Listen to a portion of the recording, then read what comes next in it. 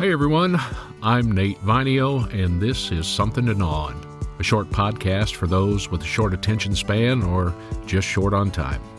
It's designed to give you something to mentally and spiritually chew on throughout your day, a Bible study in bite-sized form, if you will. And occasionally, it may look like my journal. This episode is The Ripple Effect. Every junior high boy needs a friend like Kevin. I doubt most moms would agree, but there are lessons in life that only a Kevin can teach.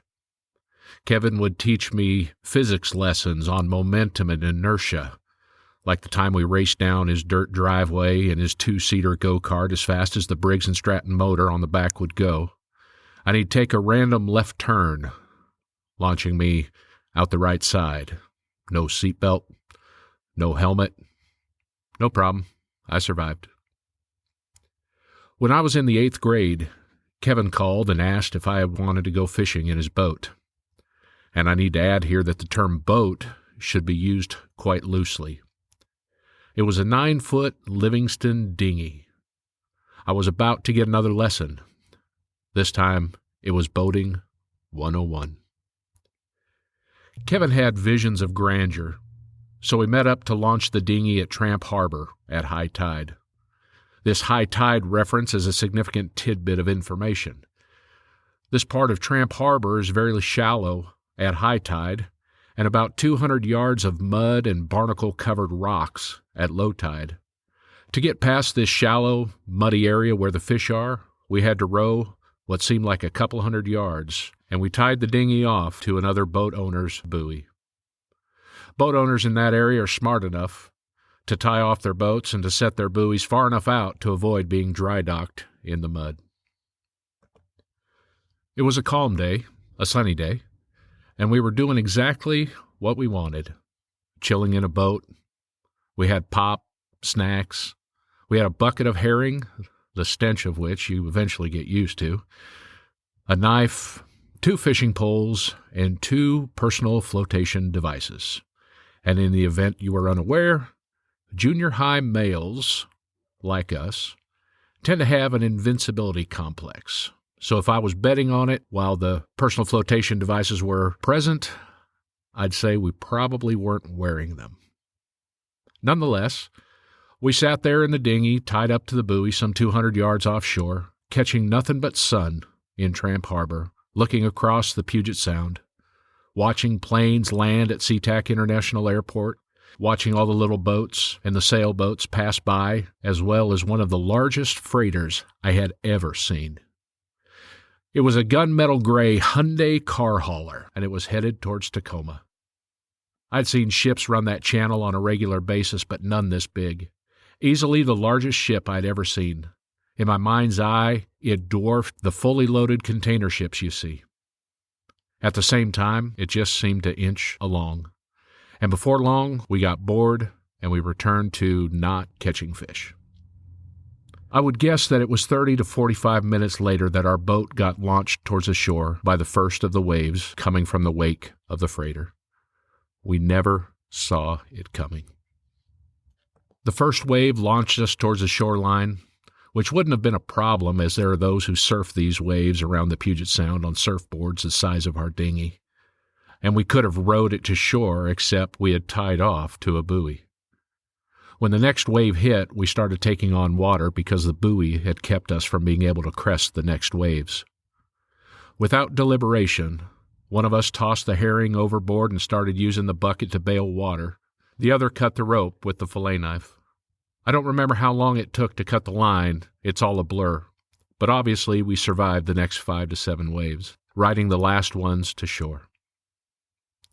In retrospect, it could have been pretty bad. Had either of us gone overboard in the panic, or if the boat had taken on too much water and sank, you deal with what's called cold shock, which is often the cause of drowning. Side note, let me lay a little science on you. Scientifically, it's called cold shock response, and it happens when there's a sudden and significant drop in skin temperature resulting from sudden immersion in cold water. It initiates what's called cardiorespiratory reflexes. It initially produces 2 to 3 gasps per air, followed by uncontrollable hyperventilation and a sensation of breathlessness. This involuntary inhalation isn't a problem unless your head is underwater when those first breaths occur, which is the major reason to wear your personal flotation device. With all that in mind, we decided to call it a day. We blamed it on the fact that we no longer had any bait, but the truth of the matter was that we were wet, cold, and a bit freaked out by the adventure. All we caught that day were waves, literally. We didn't catch any fish, not so much as a nibble, but surviving this day has left its mark. You either crest the waves or the waves crush you. You either learn to ride the waves or you get drowned by them. The pilot of that freighter had no idea we were there.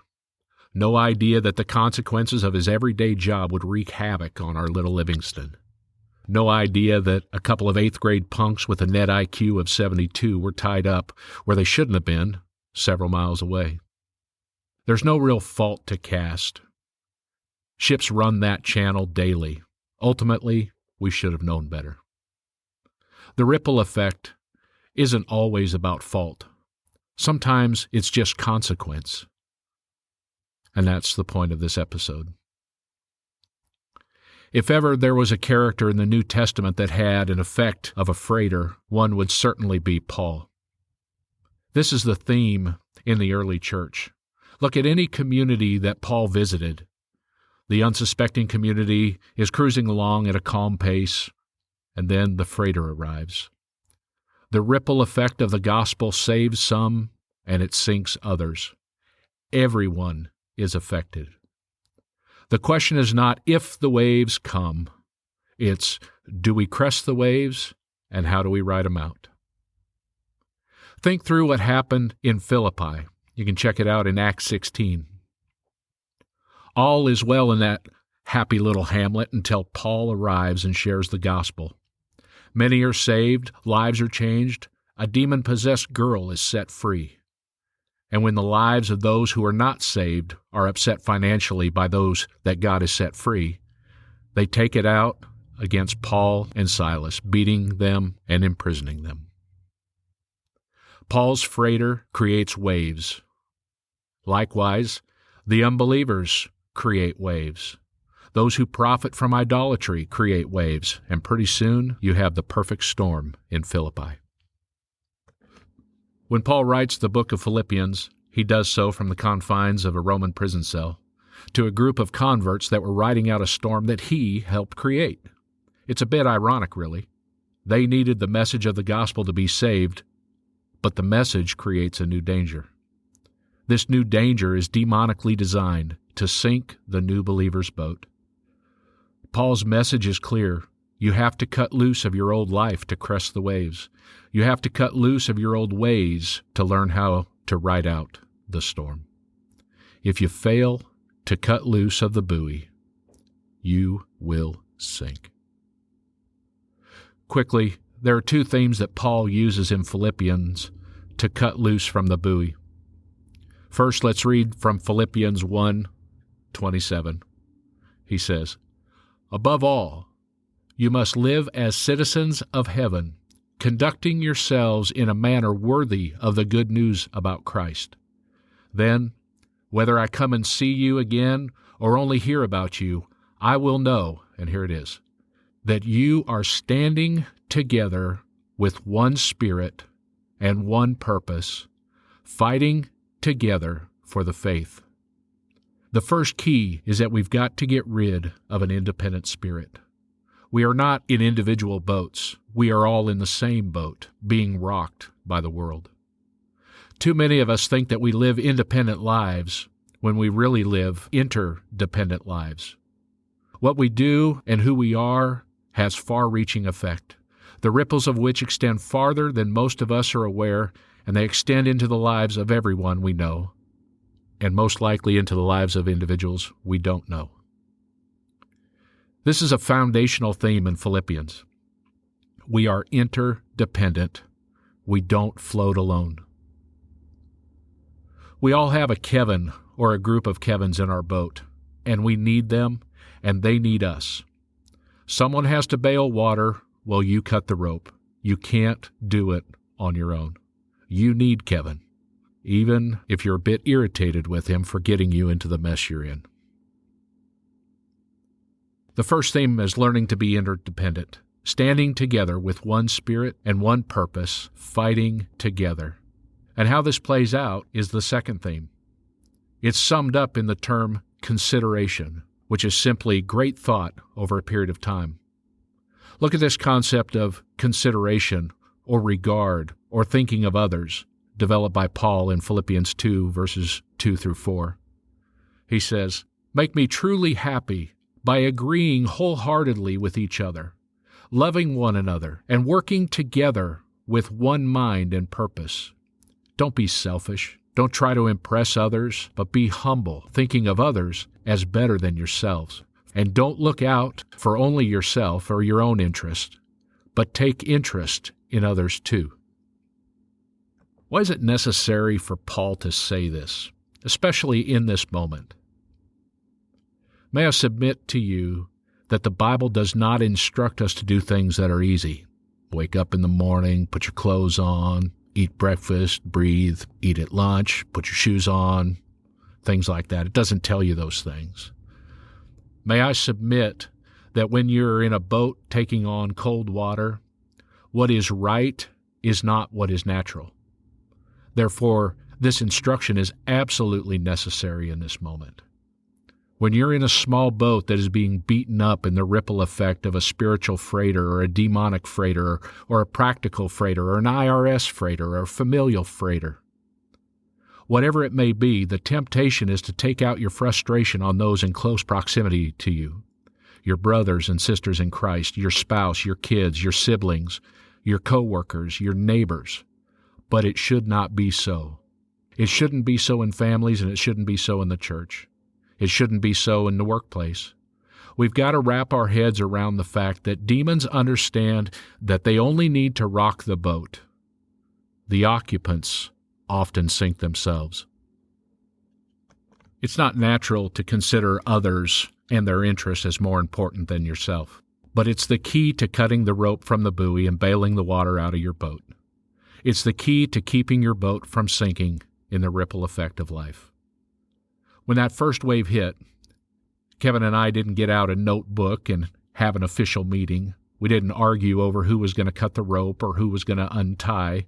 We didn't negotiate alternate options for the bait so that we could resume fishing when the waves died down. When the waves hit, there's no time to discuss, debate, or negotiate. The key was survival. And if you survive today, you can fish again tomorrow. In chapter 2, when Paul talks about humbling yourself, thinking of others as more important than yourselves, what does that look like for you? Are you a freighter? Or are you a Kevin or a Nate, or in a boat of Kevins and Nates? What do you need to sacrifice so the buoy rope can be cut for yourself and for the benefit of those who are dependent on you? I would challenge you to quiet your heart and mind and ask God to reveal areas of your life that need attention to this matter. Then to have the boldness to act upon it immediately. Remember these two themes. We are interdependent in this boat called the body of Christ, and we survive the ripple effect by humbling ourselves and considering others as more important than ourselves. I'm Nate Vinio, and this has been Something to Gnaw On. You can find me on Facebook by searching Something to Gnaw On. That page will have links to the podcast and other random notifications about the podcast.